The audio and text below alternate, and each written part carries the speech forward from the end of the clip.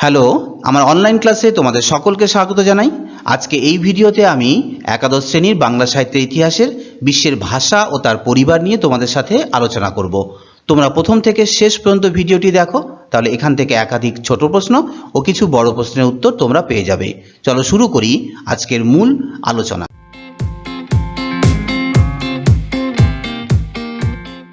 আমরা জানি সারা পৃথিবীতে একাধিক ভাষা প্রচলিত আছে।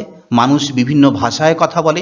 ভাষাবিদরা গবেষণা করে দেখেছেন সারা পৃথিবীতে আনুমানিক প্রায় ৩,০০০-এরও বেশি ভাষা প্রচলিত আছে।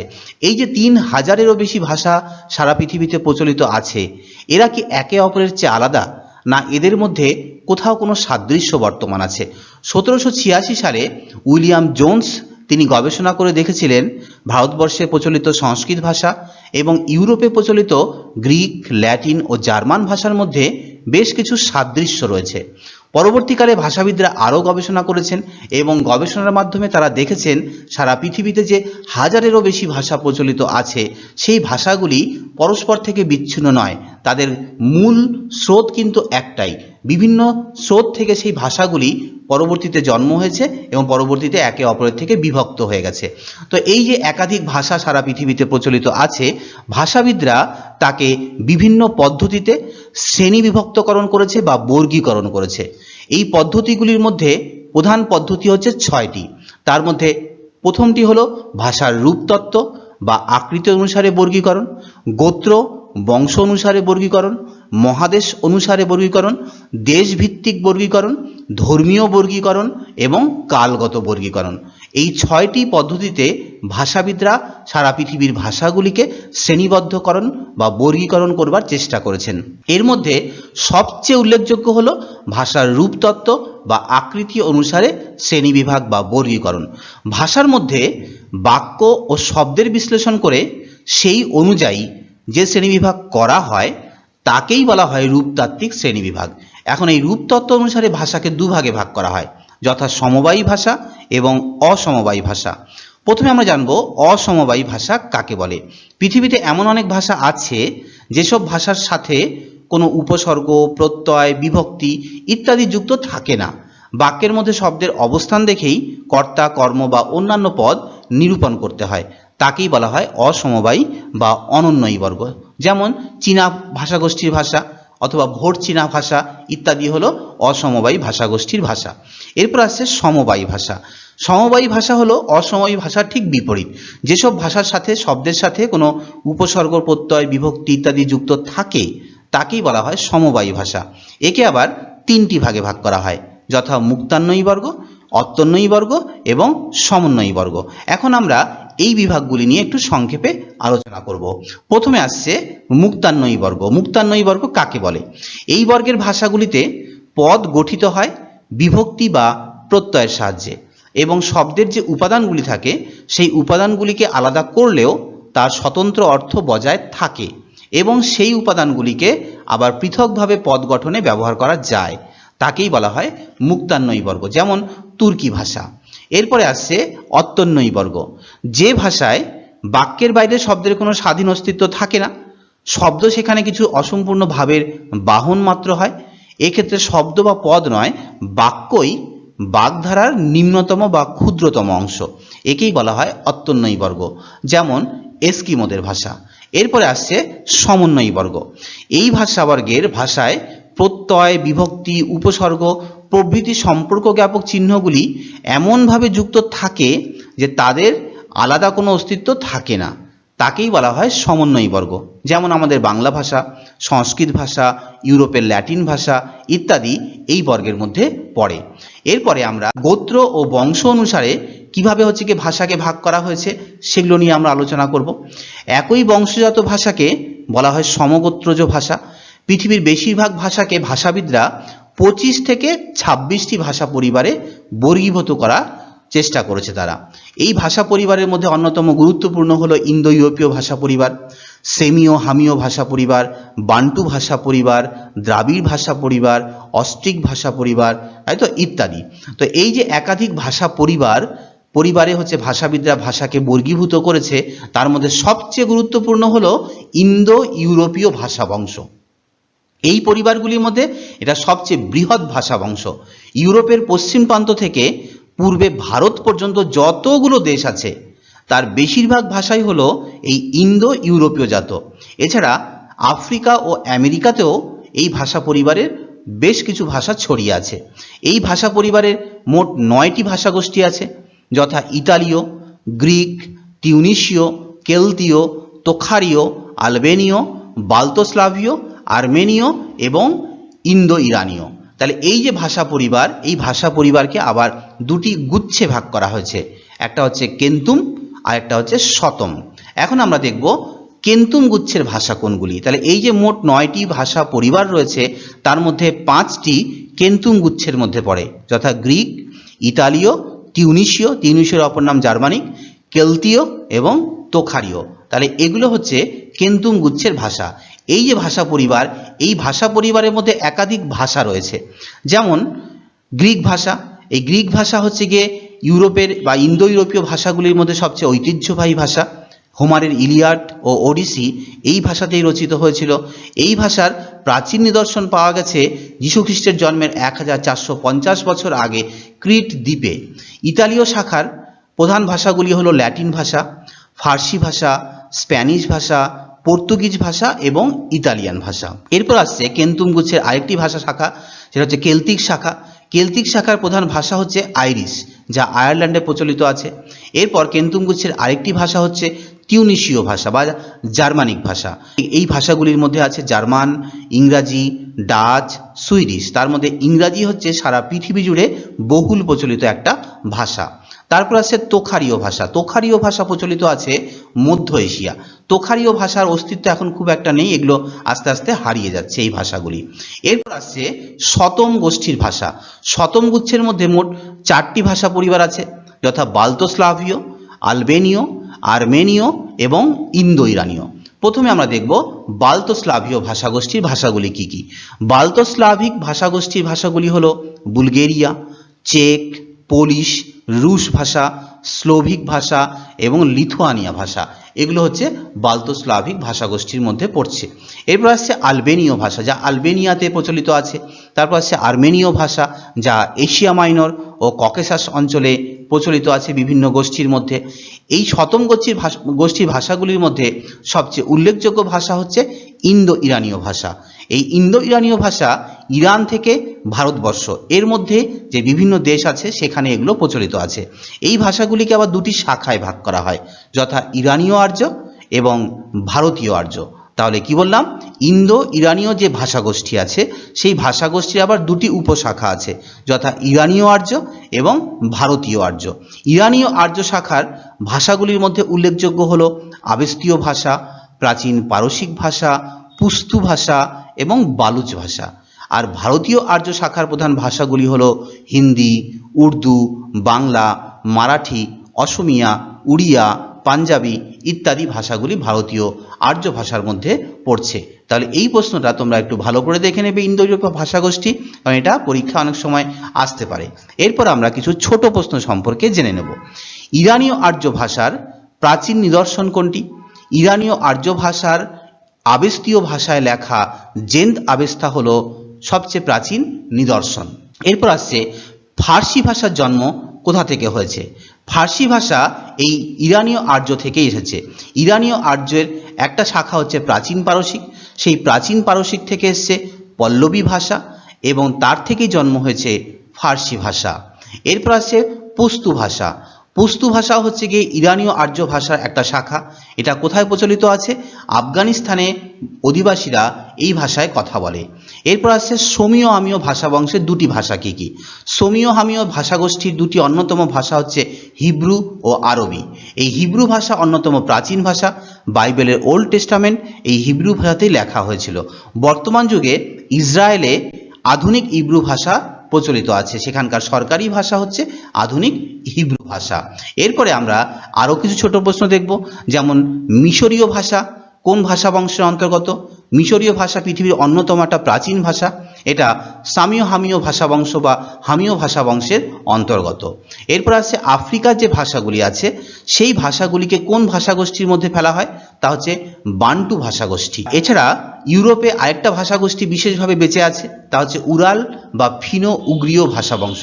ইউরোপের বেশিরভাগ ভাষা হচ্ছে ইন্দো ইউরোপীয়, কিন্তু এই ইন্দো ইউরোপীয়র মাঝেই ছোট্ট দ্বীপের আকারে বেঁচে আছে উরাল বা ফিনো উগ্রীয় ভাষাবংশ। এই উরাল বা ফিনো উগ্রীয় ভাষাবংশের মধ্যে একাধিক ভাষা রয়েছে, যেমন মজর ভাষা, ফিনিশ ভাষা, এস্তোনীয় ভাষা, সামেদ ভাষা, অব উগ্রিক ভাষা ইত্যাদি ভাষা এই উরাল ভাষাগোষ্ঠীর মধ্যে পড়ছে। মজর ভাষা কোন দেশে প্রচলিত আছে? হাঙ্গেরির মাতৃভাষা হলো মজর। হাঙ্গেরির অধিবাসীরা সেখানে মজর ভাষায় কথা বলে। এরপরে মায়া ও আজতেক সভ্যতা, এটা পৃথিবীর অন্যতম প্রাচীন সভ্যতা, আমাদের সিন্ধু সভ্যতার মতোই। এই দুই সভ্যতা কোথায় গড়ে উঠেছিল? উত্তর আমেরিকায়। তো এই মায়া সভ্যতার ভাষা ছিল মায়া ভাষা, আর আজতেক সভ্যতার ভাষা ছিল উটো ভাষা। এরপর আমরা দেখব ইনকা সভ্যতা কোথায় গড়ে উঠেছিল। সিন্ধু সভ্যতার মতো ইনকা সভ্যতা গড়ে উঠেছিল দক্ষিণ আমেরিকায়। এই ইনকা সভ্যতার মানুষেরা কিচুয়া ভাষায় কথা বলতো। এরপর আসছে দক্ষিণ আমেরিকার একটা ভাষা বংশের নাম। দক্ষিণ আমেরিকাতেও একাধিক ভাষা বংশ আছে, তার মধ্যে অন্যতম হচ্ছে আরাওয়াকা। এই ভাষা বংশটি দক্ষিণ আমেরিকায় প্রচলিত আছে। তাহলে একটু আগেই আমরা আলোচনা করলাম যে ইন্দো ইউরোপীয় ভাষা বংশ কাকে বলে এবং তার পরিচয় সম্পর্কে আমরা জানলাম। এবার আমরা জানব যে ইন্দো ইউরোপীয় ভাষা বংশের প্রধান যে শাখা তা হচ্ছে ইন্দো ইরানীয় শাখা। এই ইন্দো ইরানীয় শাখার সংক্ষিপ্ত পরিচয় সম্পর্কে আমরা জানব।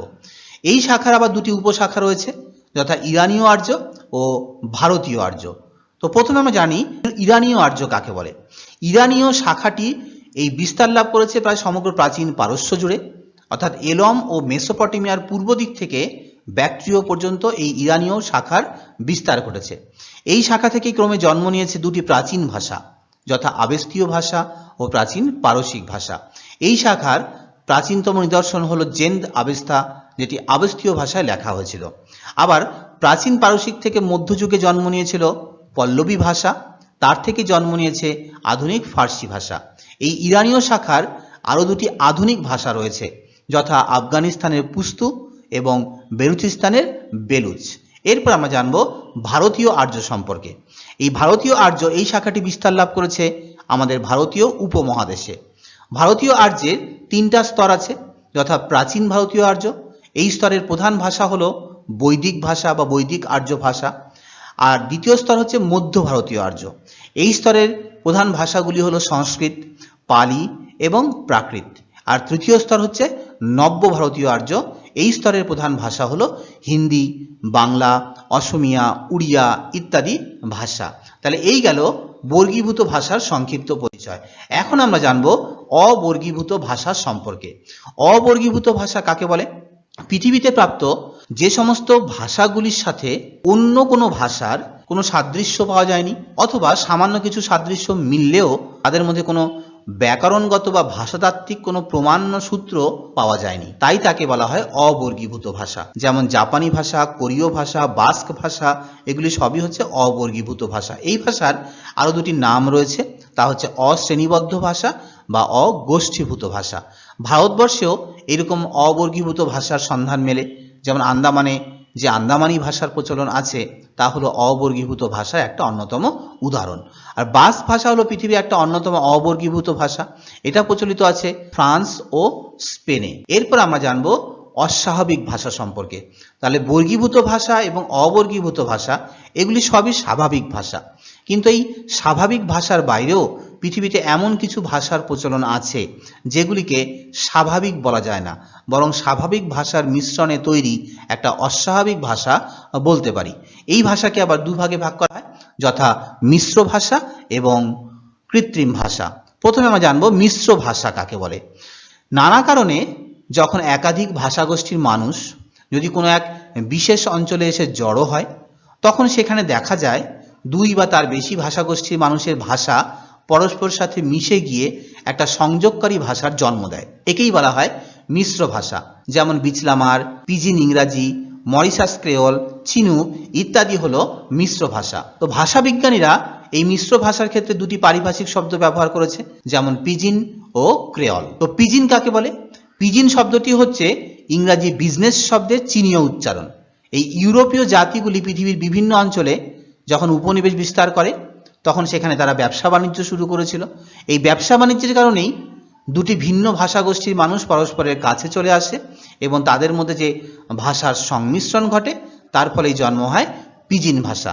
যেমন ধরো, ইংরাজি ভাষার সাথে অন্য ভাষার মিশ্রণে গড়ে ওঠে পিজিন ইংলিশ, আবার ফরাসি ভাষার সাথে অন্য ভাষার সংমিশ্রণে গড়ে ওঠে ফ্রেঞ্চ পিজিন। সুতরাং পিজিন হলো একটা সংযোগকারী ভাষা। দুই বা ততোধিক ভাষাগোষ্ঠী মানুষের মধ্যে মনের ভাব প্রকাশের জন্য যে সংযোগকারী বা মিশ্র ভাষার জন্ম হয় তাকেই বলা হয় পিজিন ভাষা।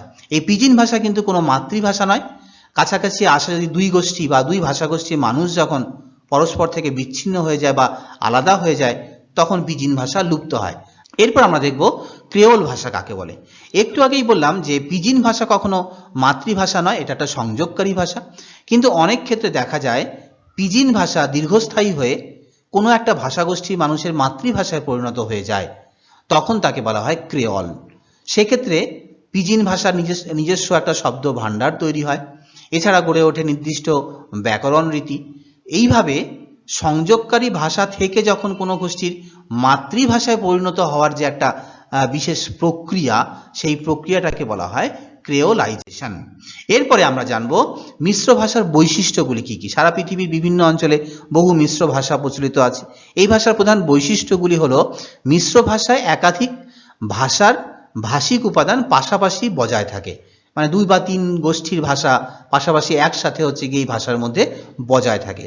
তবে যখন ভাষা ব্যবহার করা হয় তখন কিন্তু সাধারণত দেখা যায় উন্নত ভাষার যে বৈশিষ্ট্যগুলি আছে সেই ভাষার বৈশিষ্ট্য বা রীতিটিকেই এই ভাষা ব্যবহারের জন্য গ্রহণ করা হয়। এই ধরনের ভাষায় ব্যাকরণের কোনো সুষ্ঠু নিয়ম থাকে না, কোনো একটি ভাষার নিয়ম সরাসরি এখানে অনুসৃত হয়। আর এই ভাষার শব্দভাণ্ডারও খুবই অল্প বা সীমিত। এই ভাষাগুলি মূলত কথ্য রূপেই ব্যবহৃত হয়। এই ভাষায় কোনো লিখিত সাহিত্য বা উপাদান খুব একটা বিশেষ মিলে না। তাহলে এই হচ্ছে মিশ্র ভাষার প্রধান কিছু বৈশিষ্ট্য। দুটি প্রাচীন মিশ্র ভাষার নাম হিসাবে আমরা বলতে পারি বিচলামার ও চিনুক। এই দুটি হচ্ছে গিয়ে মিশ্র ভাষা পৃথিবীতে প্রচলিত আছে। বিচলামার ভাষার জন্ম কিভাবে হয়েছিল? ইংরাজি ভাষার সাথে স্পেনীয় ও পর্তুগিজ ভাষার মিশ্রণের ফলে এই বিচলামার ভাষার জন্ম হয়েছে, যা পশ্চিম প্রশান্ত মহাসাগরীয় অঞ্চলে প্রচলিত আছে। এরপর আমরা দেখব যে মরিশাস ক্রেওল ভাষার জন্ম কিভাবে হয়েছে। এটাও একটা মিশ্র ভাষা। ফরাসি ভাষার সাথে মাদাগাস্কারি ভাষার মিশ্রণের ফলে মরিশাস ক্রেওল ভাষার জন্ম হয়েছে। আর চিনুক ভাষা এটাও একটা মিশ্র ভাষা, এটা প্রচলিত আছে উত্তর আমেরিকার ওরেগন অঞ্চলে। এরপর আমরা দেখব কৃত্রিম ভাষা সম্পর্কে। কৃত্রিম ভাষা একটি অস্বাভাবিক ভাষা। মিশ্র ভাষা যেমন একটা অস্বাভাবিক ভাষা, সেরকমভাবে কৃত্রিম ভাষাও একটা অস্বাভাবিক ভাষা। ভাষার বিভিন্নতা বিভিন্ন মানুষের পারস্পরিক ভাব বিনিময়ের পথে প্রধান বাধা হয়ে দাঁড়ায়। এই বাধা দূর করবার জন্য ফ্রান্সিস বেকন, ডেকার্ত, জন উইলকিন্স প্রথম কৃত্রিম ভাষা তৈরির কথা বলেছিলেন। সুতরাং কৃত্রিম ভাষা হলো মানুষের তৈরি করা ভাষা, মানে মানুষ তার নিজের প্রয়োজনে বিভিন্ন ভাষাকে সংমিশ্রিত করে বা কোনো এক ভাষার ব্যাকরণ রীতিকে অনুসরণ করে যখন একটা নতুন ভাষা তৈরি করে তখন সেটাকে বলা হয় কৃত্রিম ভাষা বা বিশ্ব ভাষা। এই কৃত্রিম ভাষা প্রথম তৈরি করেছিল জোহান মার্টিন স্লেইয়ার। তিনি 19 শতকে প্রথম ভোলাপুক নামে একটা কৃত্রিম ভাষা তৈরি করেছিল। আর পৃথিবীতে কয়েকটি কৃত্রিম ভাষা বা বিশ্ব ভাষা যেগুলো প্রচলিত আছে তার মধ্যে অন্যতম হলো এসপেরান্তো, নোভিয়াল, ইন্টারলিঙ্গুয়া, গ্লোসা, সাইন ল্যাঙ্গুয়েজ। এগুলো হচ্ছে কি পৃথিবীর কয়েকটা কৃত্রিম ভাষা। তো এর মধ্যে সব থেকে জনপ্রিয় ভাষা হচ্ছে এসপেরান্তো। এই এসপেরান্তো ভাষা পৃথিবীর সব থেকে জনপ্রিয় এবং সব থেকে ব্যবহৃত ভাষা, যা হচ্ছে কি অন্যতম কৃত্রিম ভাষা। এই ভাষা ব্যবহার করে প্রায় 20 লক্ষ মানুষ, যার মধ্যে 1000 মানুষের মাতৃভাষা হচ্ছে এসপেরান্তো। এই ভাষার জনক ছিলেন পোল্যান্ডের চক্ষু চিকিৎসক এল জামেনহফ। তিনি 1887 সালে ডক্টরো এসপেরান্তো নামে কৃত্রিম ভাষার একটা প্রস্তাব দিয়েছিল এবং তার থেকে এই ভাষার নামকরণ করা হয়েছে এসপেরান্তো। এই এসপেরান্তো কথার অর্থ হচ্ছে হোপফুল বা আশাপূর্ণ ভাষা। তো যাই হোক, জামেনহফ প্রধানত ইন্দো ইউরোপীয় যে ভাষাগুলি আছে সেই ভাষাগুলির ওপর ভিত্তি করে এই কৃত্রিম ভাষাটি তৈরি করেছিল। ধ্বনিতত্ত্বের ক্ষেত্রে এই ভাষার ওপর আমরা দেখি স্লাভ ভাষা বা স্লাভিক ভাষার একটা প্রভাব পড়েছে। আবার রূপতত্ত্বের দিক থেকে যদি আমরা দেখি তাহলে রূপতত্ত্বের ক্ষেত্রে এর ওপর রোমান ও জার্মান ভাষার বিশেষ প্রভাব পড়েছে। তার মানে একাধিক ভাষার সংমিশ্রণে জামেনহফ এই রকম একটা নতুন ভাষা তৈরি করার চেষ্টা তিনি করেছিলেন। এবং এই ভাষার সুবিধা হলো এর শব্দগুলি উচ্চারিত হয় উচ্চারণ অনুসারেই। এই ভাষার ব্যাকরণ মাত্র 16টি সূত্রে রয়েছে, যার ফলে এই ভাষা সহজে আয়ত্ত করা যায়। মানে সেই 16টি সূত্র শিখতে পারলেই আমরা সেই ভাষাকে সহজে আয়ত্ত করতে পারবো। আর এই ভাষায় ব্যঞ্জনধ্বনি আছে 23টি, স্বরধ্বনি আছে 5টি, অর্ধস্বর আছে 2টি, আর যৌগিক স্বরধ্বনি আছে 6টি। এই ভাষার শব্দ সংখ্যাও খুব সীমিত, মাত্র 6000 বা তার থেকে একটু বেশি হবে। এই ভাষায় ও যোগ করে বিশেষ্য পদ তৈরি করা হয়, এ যোগ করে বিশেষণ পদ তৈরি করা হয়, এবং যে যোগ করে বহুবচন তৈরি করা হয়। তাহলে এই ভাষার কতগুলো বিশেষ ব্যাকরণগত রীতি রয়েছে। এই এসপেরান্তো ভাষার কয়েকটা শব্দ হিসাবে আমরা বলতে পারি, যেমন ইংরাজিতে যাকে বলে হ্যালো তাকে এসপেরান্তো ভাষায় বলে সালুটন, যাকে ইংরাজিতে থ্যাংক ইউ বলে তাকে এসপেরান্তো ভাষায় বলে ডনকন। তারপরে বন ভলু এর মানে হচ্ছে প্লিজ। তাহলে এইভাবে যে একাধিক কৃত্রিম ভাষা পৃথিবীতে প্রচলিত আছে, তার মধ্যে অন্যতম হচ্ছে এসপেরান্তো ভাষা। এটা সবচেয়ে জনবহুল এবং সবচেয়ে প্রচারিত ভাষা। এই ভাষার গুরুত্ব অপরিসীম। এরপরে আমরা জানবো যে নোভিয়েল ভাষার স্রষ্টাকে। ঠিক যেমন এসপেরান্তো ভাষার স্রষ্টা হচ্ছে জামেনহফ, তেমন হবে নোভিয়েল একটা কৃত্রিম ভাষা। এই ভাষা তৈরি করেছিল ভাষাবিজ্ঞানী ওটো ইয়েসপারসন, তিনি প্রথম এই ভাষাটি তৈরি করেছিলেন। এরপর আমরা দেখব প্যারা ল্যাঙ্গুয়েজ সম্পর্কে। পৃথিবীতে আরেক ধরনের ভাষা বা সাংকেতিক ভাষা প্রচলিত আছে। মাথা, হাত, চোখ প্রভৃতি অঙ্গ সঞ্চালনের মাধ্যমেও মনের ভাব প্রকাশ করা যায়। এইভাবে মনের ভাব প্রকাশ করার যে রীতি, এটাকেই বলা হয় প্যারা ল্যাঙ্গুয়েজ। আমরাও নিজেরাও হচ্ছে কি এইরকম ভাবে মনের ভাব প্রকাশ করি, কখনো মাথা নাড়িয়ে, কখনো হাত নাড়িয়ে আমরা মনের ভাবটাকে বোঝানোর চেষ্টা করি। এটাকে বলা হয় প্যারা ল্যাঙ্গুয়েজ বা শরীরী ভাষা। এই প্যারা ল্যাঙ্গুয়েজের মধ্যে অন্যতম হচ্ছে সাইন ল্যাঙ্গুয়েজ। এই সাইন ল্যাঙ্গুয়েজ কাকে বলে? মাথা, হাত, চোখ প্রভৃতি অঙ্গ সঞ্চালনের মাধ্যমেও মুখ ও বধিরদের জন্য যে বিশেষ ভাষা তৈরি হয়েছে, যারা মুখ বধির মানে যারা কথা বলতে পারে না হয়তো বা কানে শুনতে পারে না, সেই মুখ ও বধির শিশু যারা, তাদের জন্য বা তাদের মনের ভাব প্রকাশের জন্য এক ধরনের বিশেষ ভাষার প্রচলন আছে, তাকেই বলা হয় সাংকেতিক ভাষা বা সাইন ল্যাঙ্গুয়েজ। এই ভাষার প্রথম তৈরি করেছিলেন অ্যাবে চার্লস মাইকেল দি ইপি 1775 খ্রিস্টাব্দে। তিনি প্রথম এই ভাষা তৈরি করেছিলেন। ইনি ছিলেন একজন ফরাসি শিক্ষাবিদ। এরপর এই সাংকেতিক ভাষার দুটি পদ্ধতি আমরা দেখতে পাই সারা পৃথিবীতে প্রচলিত আছে। একটা হচ্ছে প্যাকেট গভর্নমেন্ট, আর একটা হচ্ছে ড্যাকটিটোলজি বা ফিঙ্গার স্পেলিং। তো প্রথমে আমরা জানি প্যাকেট গভর্নমেন্ট কাকে বলে। প্যাকেট গভর্নমেন্ট পদ্ধতি, এই পদ্ধতিতে প্রায় 3000 সংকেত রয়েছে। এই ভাষায় ক্রিয়া, পশু, রং, আধার, খাদ্য প্রভৃতি কতগুলি মৌলিক যে বিষয় আছে, সেই বিষয় ভিত্তিক কিছু সংকেত রয়েছে। এই ক্ষেত্রগুলির বিভিন্ন শব্দ বোঝানোর জন্য সেই বিশেষ মৌলিক যে সংকেতটা আছে, সেই সংকেতটার সাথে আরও কোনো একটি চিহ্ন জুড়ে দিয়ে শব্দটিকে বোঝানো সম্ভব হয়। তবে এই পদ্ধতির সবচেয়ে বড় ত্রুটি হচ্ছে এর দ্বারা মনের ভাব সম্পূর্ণ প্রকাশ করা যায় না, বা সব শব্দ এর দ্বারা বোঝানো সম্ভব নয়। এই সমস্যা দূর করার জন্যই তৈরি হয়েছে ফিঙ্গার স্পেলিং। তাই তো এই ফিঙ্গার স্পেলিং তৈরি হয়েছে। তো আঙ্গুল দিয়ে বানান করে যখন শব্দ বোঝানোর যে পদ্ধতি, তাকেই বলা হয় ড্যাকটিটোলজি বা ফিঙ্গার স্পেলিং। এই পদ্ধতিতে সাধারণত বর্ণমালার প্রতিটি বর্ণের জন্য একটি করে পৃথক চিহ্ন থাকে, বা হাতের মুদ্রা ব্যবহার করা হয়। হয়তো হাত দিয়ে বিভিন্নভাবে অঙ্গভঙ্গি করে এক একটা করে বর্ণ বোঝানোর একটা বিশেষ রীতি আছে, তাকেই বলা হয় ফিঙ্গার স্পেলিং। এই রীতির আবার দুটি পদ্ধতি আমরা দেখি, একটা হচ্ছে ব্রিটিশ রীতি, বা আরেকটা হচ্ছে সুইডিশ রীতি বা আমেরিকান রীতিও বলা যায়। তাহলে এই যে ফিঙ্গার ল্যাঙ্গুয়েজ, এই ফিঙ্গার ল্যাঙ্গুয়েজে দুটি রীতি প্রচলিত আছে সারা পৃথিবী জুড়ে। এরপর আমরা দেখব রোচেস্টার পদ্ধতি কি জিনিস। ফিঙ্গার স্পেলিং এর প্রধান সমস্যা হচ্ছে যারা নিরক্ষর মানুষ বা যারা শিশু, তারা কিন্তু এই ভাষা বোঝে না, মানে ফিঙ্গার স্পেলিং এর মাধ্যমে কথা বললে পরে তারা বুঝতে পারে না। এই সমস্যা দূর করবার জন্য মৌখিক ভাষার সাথে সাথে ফিঙ্গার স্পেলিং ব্যবহার করা হয়। এই দুটি পদ্ধতি হচ্ছে যখন একসাথে ব্যবহার করা হবে, মানে মুখের ভাষার সঙ্গে ফিঙ্গার স্পেলিং, মানে এ বলার জন্য একটা বিশেষ চিহ্ন, সাংকেতিক চিহ্ন, বি বলবার জন্য একটা বিশেষ সাংকেতিক চিহ্ন, তাহলে মুখেও আমি উচ্চারণ করব, সঙ্গে হাতেও আমি যখন সাংকেতিক চিহ্নটা দেখাবো, তখন এই মুখের ভাষা আর হচ্ছে গিয়ে সেই ফিঙ্গার স্পেলিং দুটোর সমন্বয়ে যে ভাষার ব্যবহার, তাকেই বলা হয় রোচেস্টার পদ্ধতি। হ্যান্ডটক কাকে বলে? উত্তর আমেরিকার আদিবাসীদের মধ্যে আমের ইন্দো নামে একটা সাইন ল্যাঙ্গুয়েজ প্রচলিত আছে। ভাষাবিদ মেজ স্কেলি এই পদ্ধতিকে কাজে লাগানোর চেষ্টা করেছে, তাকেই বলা হয় হ্যান্ড টক। মানে হাতের মাধ্যমে মনের ভাব প্রকাশ করবার একটা বিশেষ রীতি হলো হ্যান্ড টক। তাহলে এইভাবে এই ভিডিওতে হচ্ছে কি আমরা কি নিয়ে আলোচনা করলাম, আমরা ভাষার কতগুলি ভাগ, যেমন হচ্ছে কি অবর্গীভূত ভাষা, মিশ্র ভাষা, কৃত্রিম ভাষা এবং প্যারাল্যাঙ্গুয়েজ, এই সমস্ত বিষয় নিয়ে আলোচনা করলাম। এখান থেকে তোমরা সম্পূর্ণ অধ্যায়ের যাবতীয়